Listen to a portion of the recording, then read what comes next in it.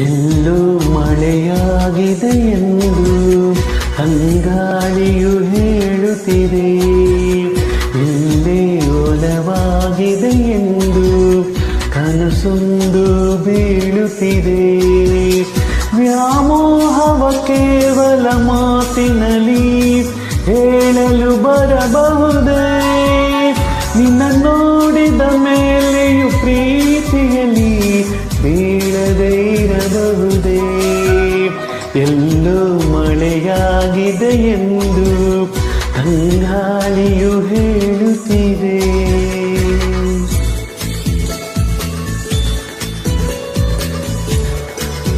My heart is just dancing with music. Only happiness in his music. Jayant ಕಾಯ್ಕಿಣಿಸರ್ ಅವರ ಅದ್ಭುತವಾದ ಸಾಹಿತ್ಯ.